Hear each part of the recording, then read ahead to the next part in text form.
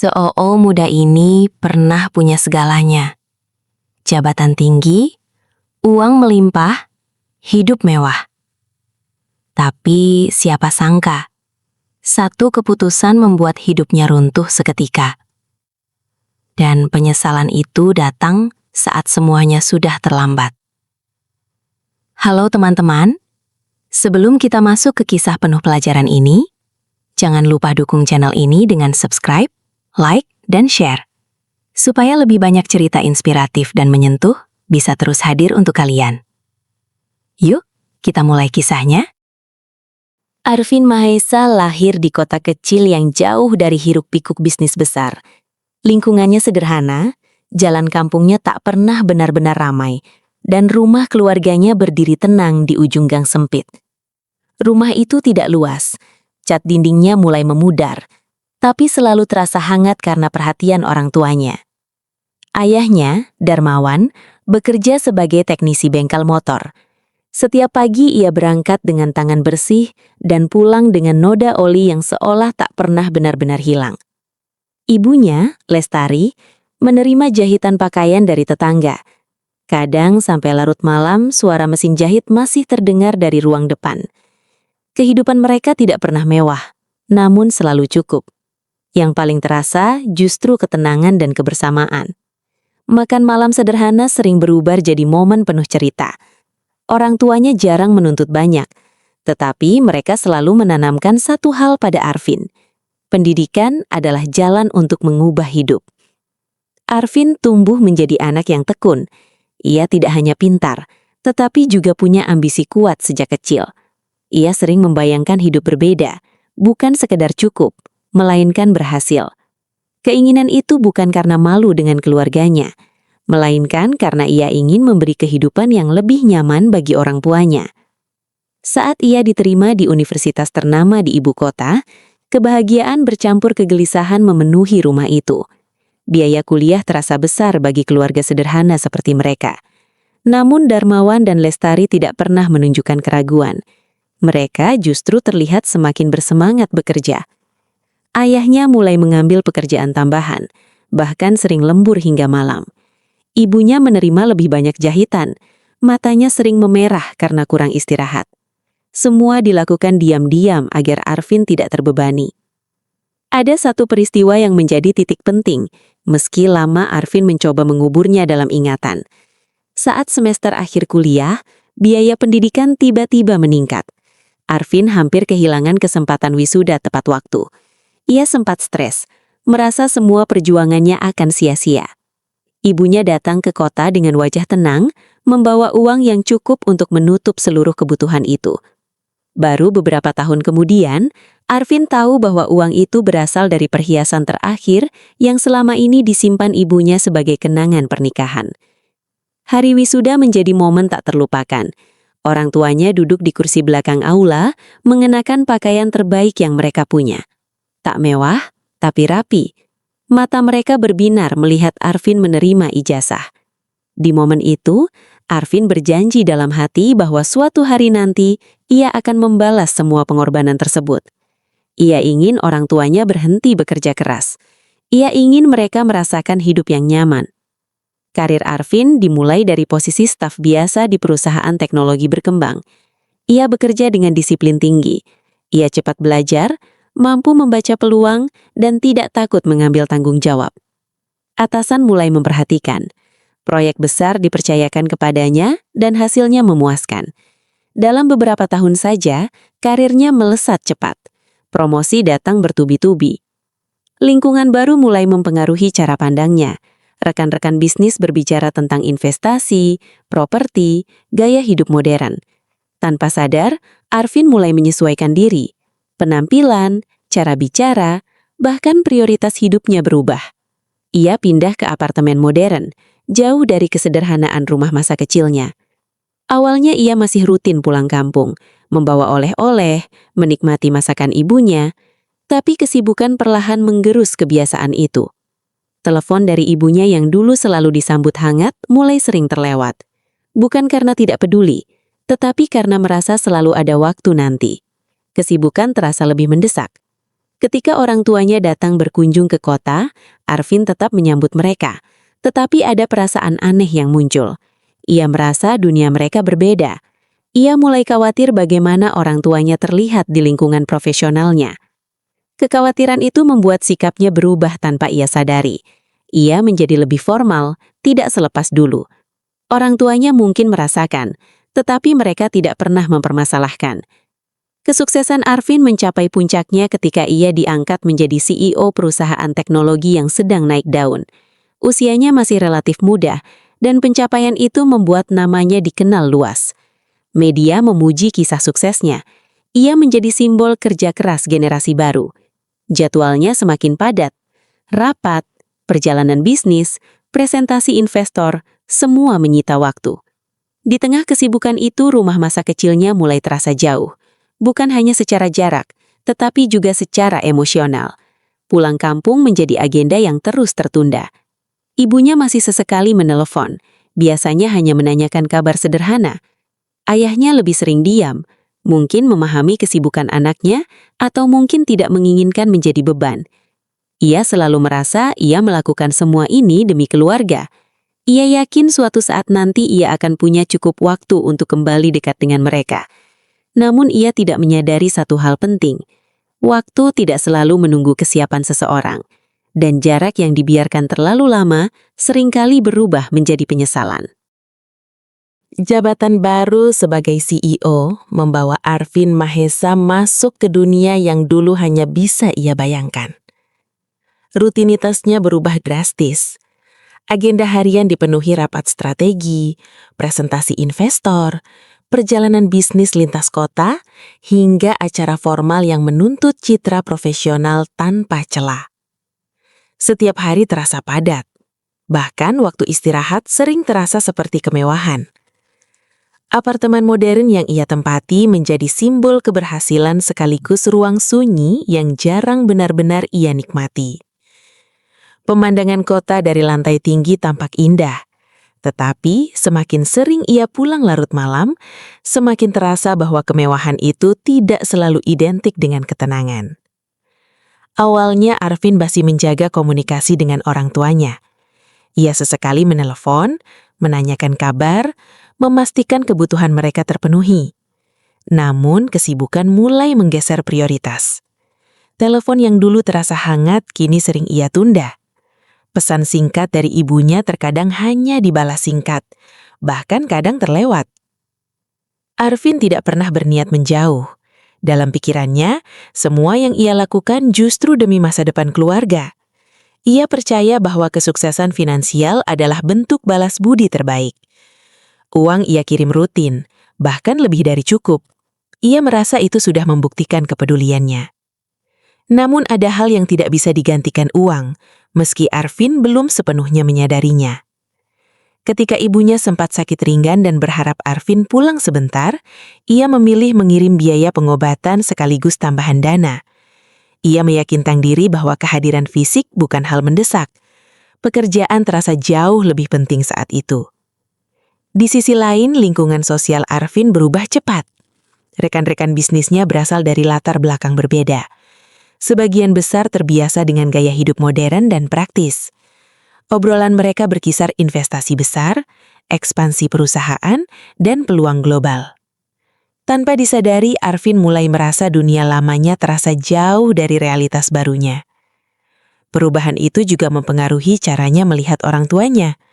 Bukan berarti ia malu, tetapi ada kecanggungan yang sulit ia jelaskan. Ia takut perbedaan dunia itu menciptakan jarak yang terlihat oleh orang lain. Suatu hari ayahnya datang ke kota tanpa banyak pemberitahuan. Ia hanya ingin melihat anaknya, memastikan Arvin benar-benar baik-baik saja. Kedatangan itu sebenarnya sederhana, penuh niat hangat. Namun Arvin sedang berada dalam tekanan pekerjaan besar. Pertemuan mereka berlangsung singkat. Arvin tetap sopan, tetapi pikiran dia terpecah antara tanggung jawab pekerjaan dan rasa bersalah yang samar.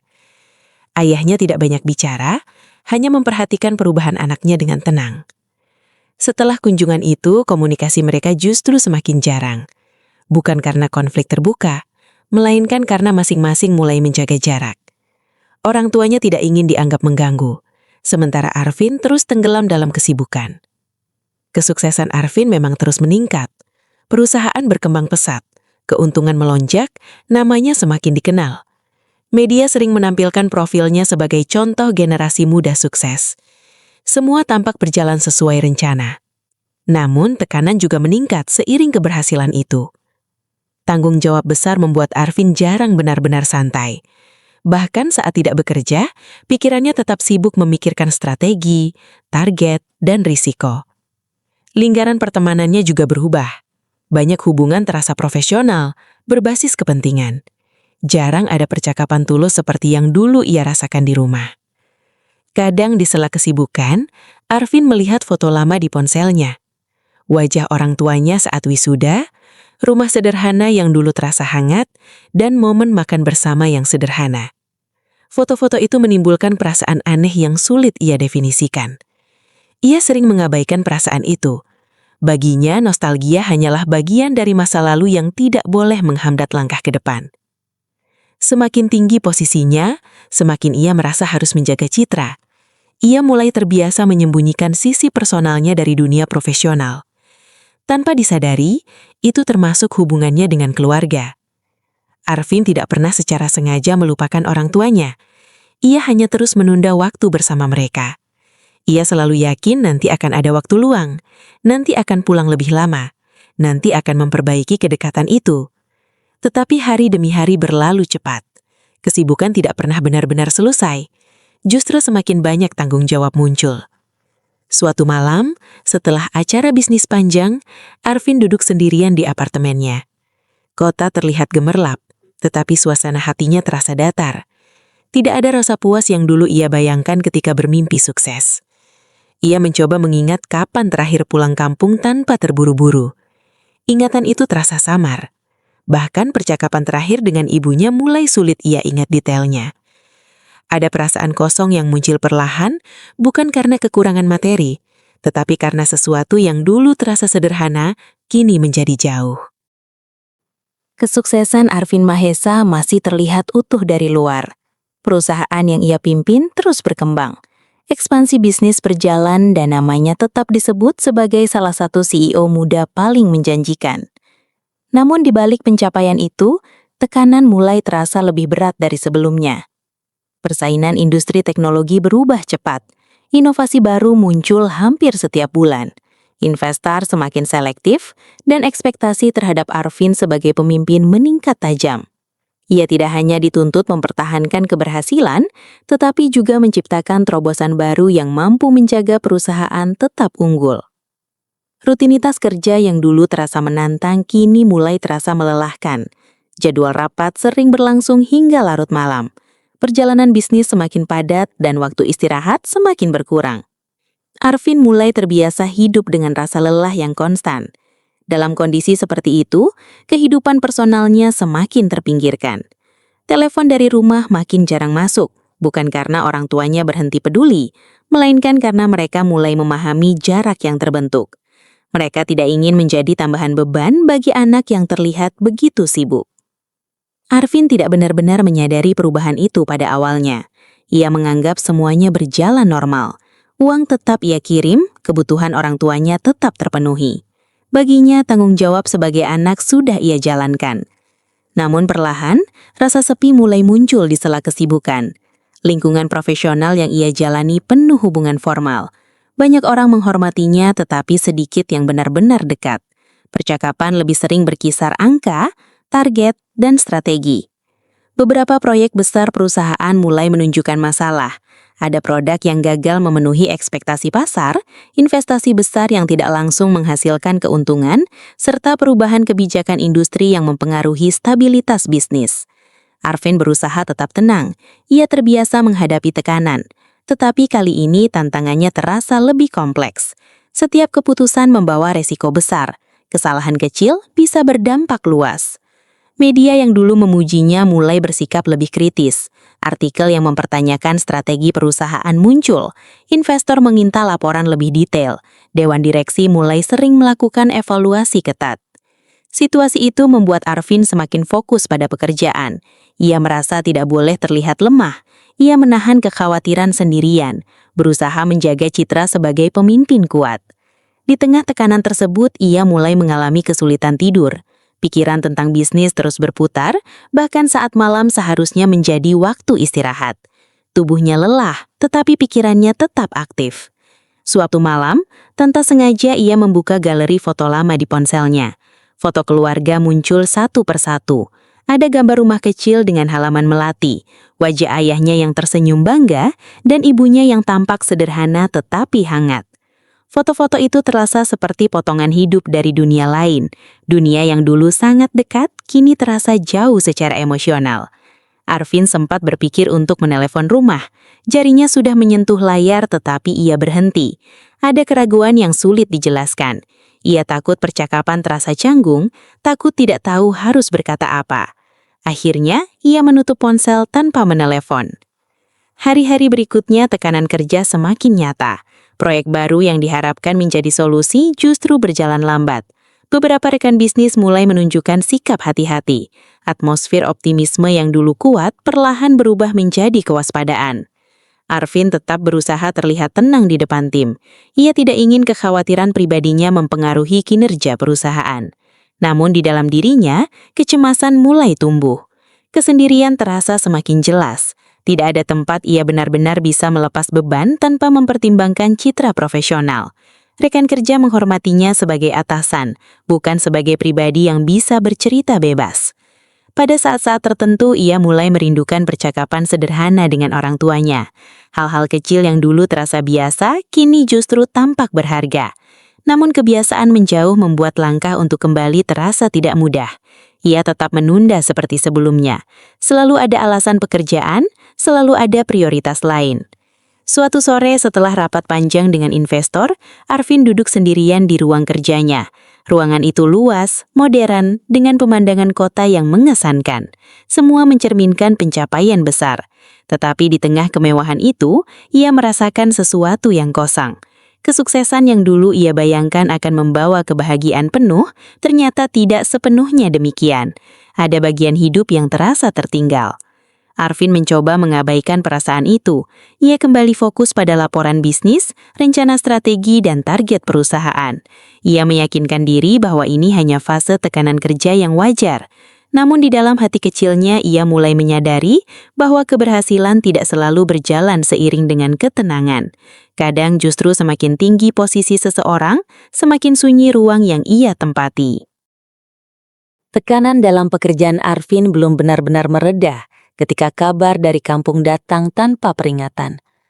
Bukan telepon panjang seperti dulu, melainkan pesan singkat dari tetangga lama yang masih menyimpan nomor Arvin.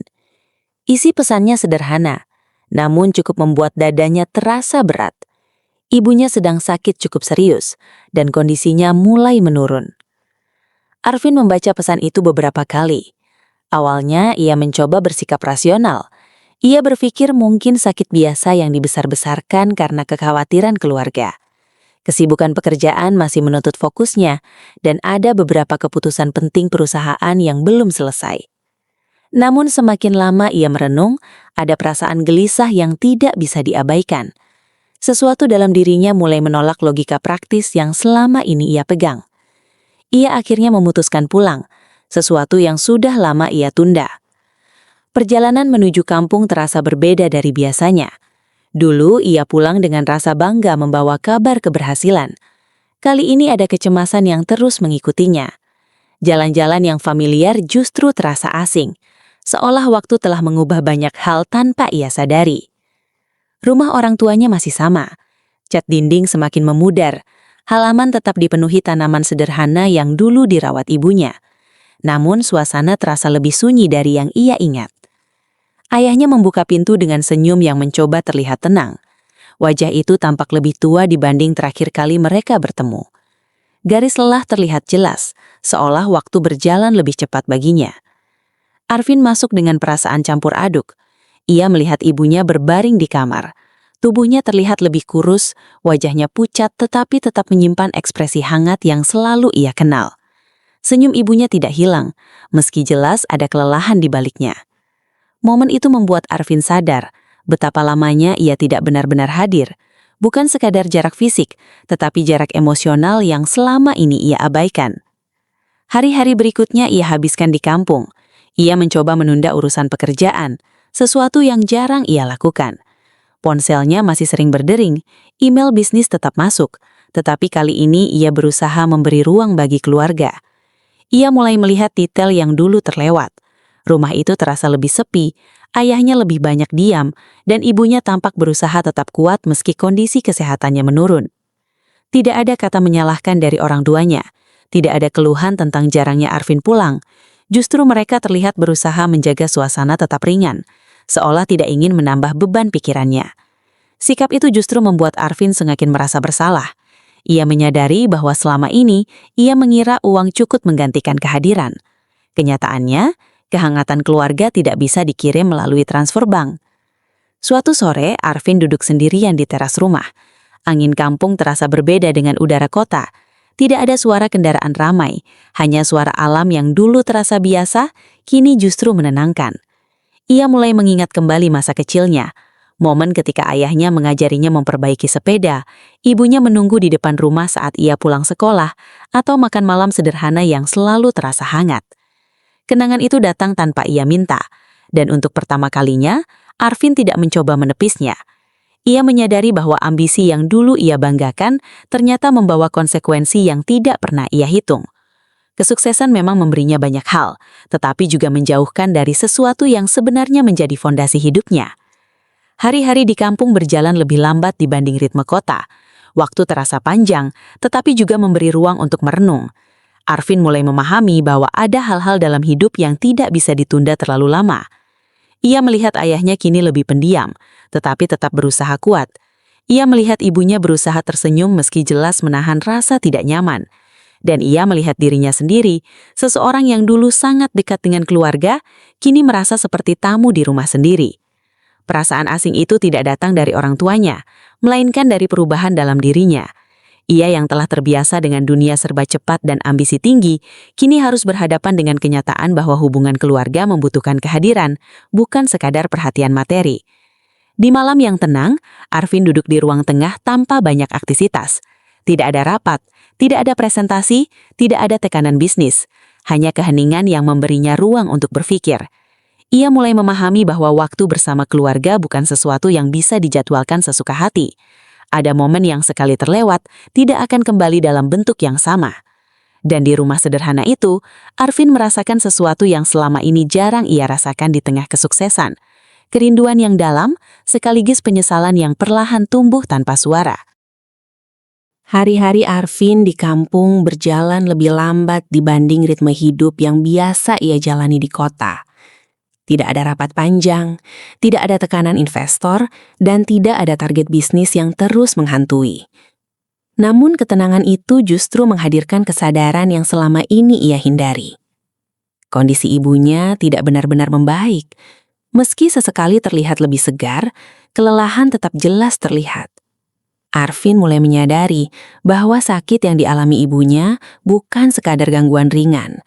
Ada penurunan kesehatan yang sudah berlangsung lama, jauh sebelum ia akhirnya memutuskan pulang. Kesadaran itu menimbulkan perasaan bersalah yang sulit ia abaikan. Ia mulai membandingkan dirinya yang selalu sibuk dengan kenyataan bahwa ibunya menjalani masa-masa sulit tanpa kehadirannya. Selama ini ia merasa telah berbakti melalui dukungan finansial, tetapi kini ia melihat bahwa kebutuhan emosional orang tua seringkali jauh lebih sederhana. Kehadiran anak. Arvin berusaha menebus waktu yang terasa hilang.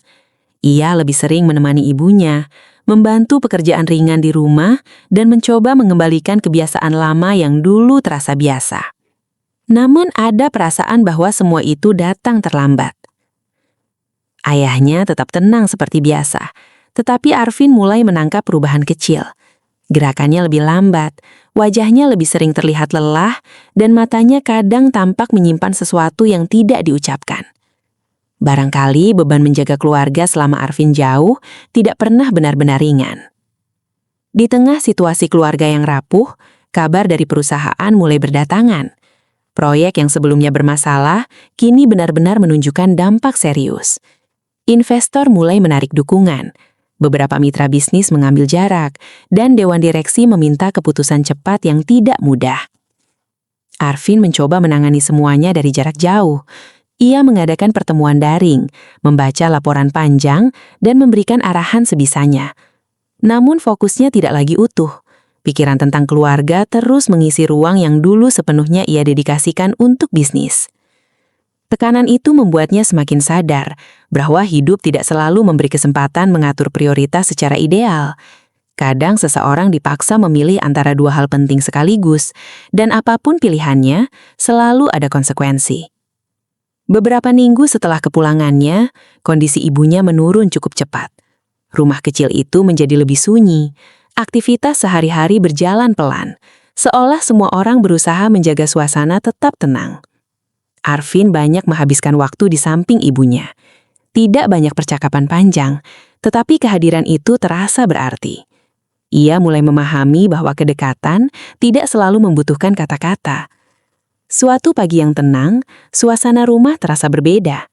Tidak ada tanda dramatis, tidak ada kepanikan besar, hanya keheningan yang tiba-tiba terasa lebih dalam. Ibunya pergi dengan tenang. Momen itu menjadi titik yang sulit dijelaskan bagi Arvin. Tidak ada teriakan, tidak ada tangisan berlebihan, tetapi ada kehampaan yang langsung terasa. Seolah bagian penting dari hidupnya tiba-tiba hilang tanpa bisa ditahan. Proses perpisahan berlangsung sederhana sesuai kebiasaan keluarga mereka. Tetangga berdatangan, memberikan dukungan dengan cara masing-masing. Kehangatan lingkungan kampung terasa kontras dengan kesunyian batin Arvin. Ia mulai menyadari betapa banyak momen yang tidak sempat ia jalani bersama ibunya. Hal-hal kecil seperti makan bersama tanpa terburu-buru, mendengar cerita sederhana, atau sekadar duduk santai di rumah. Semua itu dulu terasa biasa, kini justru terasa berharga. Di saat yang hampir bersamaan, situasi perusahaan mencapai titik kritis. Jabatan CEO yang selama ini ia pegang akhirnya dilepas. Bukan keputusan mendadak, melainkan akumulasi tekanan bisnis yang tidak lagi bisa dihindari. Kehilangan datang berturut-turut. Figur ibu yang selama ini menjadi sumber ketenangan dan posisi profesional yang menjadi identitas kesuksesannya. Dua dunia yang dulu ia jaga terpisah, kini runtuh hampir bersamaan. Arvin tidak langsung kembali ke kota. Ia memilih tetap di kampung lebih lama, bukan karena menyerah, tetapi karena merasa perlu memahami kembali arti hidup yang selama ini ia kejar. Hari-harinya kini lebih sederhana. Ia membantu ayahnya merawat rumah, sesekali memperbaiki hal kecil, dan mencoba menjalani ritme hidup yang dulu terasa biasa. Aktivitas itu tidak spektakuler, tetapi memberi ruang bagi pikirannya untuk tenang. Kesedihan tidak hilang begitu saja. Kadang muncul tiba-tiba melalui kenangan kecil, aroma masakan ibunya, suara mesin jahit yang kini tak terdengar lagi, atau kebiasaan sederhana yang dulu tak ia sadari pentingnya. Arvin mulai memahami bahwa kehilangan bukan hanya tentang perpisahan fisik, tetapi juga tentang kesadaran akan waktu yang tidak bisa diulang. Penyesalan sering datang bukan karena kesalahan besar, melainkan karena hal-hal kecil yang terus ditunda. Di tengah kesunyian rumah yang kini terasa berbeda, ia merasakan sesuatu yang belum pernah ia akui sebelumnya. Keberhasilan materi ternyata tidak selalu mampu melindungi seseorang dari rasa kehilangan. Dan untuk pertama kalinya dalam hidupnya, ia tidak berusaha melawan perasaan itu. Ia membiarkannya hadir sebagai bagian dari proses memahami arti keluarga, waktu dan pilihan hidup yang pernah ia ambil. Setelah kepergian ibunya, suasana rumah terasa berbeda bagi Arvin. Bukan hanya karena kehilangan sosok yang selama ini menjadi pusat kehangatan keluarga, tetapi juga karena ia mulai melihat banyak hal dengan sudut pandang baru. Rumah sederhana itu kini terasa lebih sunyi, tetapi justru disitulah ia menemukan ruang untuk merenung.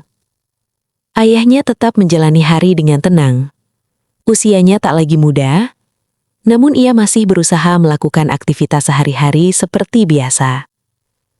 Ada ketegaran yang terlihat, meski Arvin tahu di baliknya pasti ada rasa kehilangan yang sama dalamnya. Perubahan sikap ayahnya membuat Arvin semakin sadar bahwa waktu tidak pernah benar-benar menunggu siapapun. Arvin belum kembali ke kota. Dunia bisnis yang dulu begitu menyita perhatian kini terasa jauh. Ia tidak lagi terburu-buru mengejar jabatan atau pencapaian. Untuk pertama kalinya sejak bertahun-tahun, ia memberi dirinya kesempatan untuk berhenti sejenak. Hari-harinya kini sederhana. Ia bangun pagi tanpa alarm rapat, menikmati udara kampung yang sejuk, membantu ayahnya merawat halaman rumah, atau sekedar duduk menikmati kopi tanpa tekanan pekerjaan. Aktivitas kecil itu memberi ketenangan yang dulu tidak pernah ia rasakan, meski hidup dalam kemewahan. Dalam keheningan itu, Arvin mulai menyusun kembali cara pandangnya tentang keberhasilan. Selama ini ia mengukur sukses dari jabatan, penghasilan, dan pengakuan publik. Semua itu memang memberi kebanggaan, tetapi ternyata tidak cukup memberi rasa utuh dalam hidup. Ia menyadari bahwa hubungan keluarga bukan sesuatu yang bisa ditunda. Kedekatan emosional membutuhkan waktu, perhatian, dan kehadiran nyata. Hal-hal yang dulu ia anggap bisa diganti dengan materi ternyata justru menjadi bagian paling penting. Kesadaran itu tidak datang sekaligus, melainkan perlahan. Kadang muncul saat melihat kursi kosong tempat ibunya biasa duduk, kadang saat melihat ayahnya termenung tanpa banyak bicara. Setiap momen kecil seolah mengingatkannya bahwa waktu bersama orang tua adalah sesuatu yang sangat berharga. Beberapa tawaran pekerjaan mulai datang kembali. Reputasi Arvin di dunia bisnis belum sepenuhnya hilang. Banyak pihak masih melihat potensinya. Namun kali ini ia lebih berhati-hati. Ia tidak lagi tergesa menerima peluang hanya demi status atau prestis. Ia memilih proyek yang lebih fleksibel, yang memungkinkan ia tetap dekat dengan ayahnya. Baginya keberhasilan kini bukan sekedar pencapaian pribadi, tetapi juga keseimbangan hidup. Hubungannya dengan ayahnya perlahan kembali hangat. Tidak banyak percakapan panjang, tetapi ada kebersamaan yang terasa tulus. Kadang mereka duduk bersama tanpa kata. Namun justru di situ Arvin merasakan kedekatan yang dulu sempat memudar. Ia juga mulai kembali menjalin hubungan dengan lingkungan kampung. Tetangga lama, teman masa kecil, dan suasana sederhana itu memberi perspektif baru. Hidup ternyata tidak selalu harus berjalan cepat untuk terasa berarti. Arvin tidak menyesali ambisi masa lalunya. Ia tahu kerja keras tetap penting. Namun kini ia memahami bahwa ambisi tanpa keseimbangan bisa membuat seseorang kehilangan hal-hal yang justru paling berharga. Kenangan tentang ibunya tetap hadir, tetapi tidak lagi hanya menghadirkan penyesalan. Ia mulai melihatnya sebagai pengingat untuk menjalani hidup dengan lebih bijak. Pengorbanan orang tuanya menjadi motivasi, bukan beban. Waktu terus berjalan. Luka kehilangan memang tidak sepenuhnya hilang, tetapi berubah menjadi pelajaran. Arvin belajar bahwa setiap fase hidup membawa makna, asalkan seseorang mau berhenti sejenak untuk memahami. Ia tidak lagi mengejar kesempurnaan hidup. Ia hanya berusaha menjalani hari dengan kesadaran bahwa kebahagiaan seringkali hadir dalam bentuk sederhana. Keluarga yang tersisa, waktu yang dimanfaatkan dengan baik, dan hati yang lebih tenang. Rumah kecil di ujung gang itu kini menjadi tempat Arvin benar-benar pulang. Bukan sekedar lokasi fisik, tetapi ruang batin tempat ia belajar menerima, menghargai, dan memahami arti keberhasilan yang sesungguhnya. Dan di sanalah ia akhirnya mengerti bahwa kesuksesan terbesar bukan tentang seberapa tinggi seseorang pernah berdiri, melainkan tentang seberapa dalam ia mampu menjaga hubungan dengan orang-orang yang mencintainya sejak awal. Semoga kisah ini bisa menjadi pengingat buat kita semua, bahwa kesuksesan sebesar apapun tidak akan berarti jika kita sampai melupakan orang tua dan keluarga yang selalu tulus mendoakan. Hargai waktu bersama mereka selagi masih ada, karena penyesalan selalu datang belakangan. Kalau kamu suka cerita penuh makna seperti ini, jangan lupa dukung channel ini dengan subscribe, like, dan share, supaya semakin banyak kisah inspiratif yang bisa kita bagikan bersama. Terima kasih sudah menonton sampai akhir. Sampai jumpa di video selanjutnya. Semoga selalu diberi kebahagiaan dan kesempatan untuk menghargai orang-orang terdekat kita.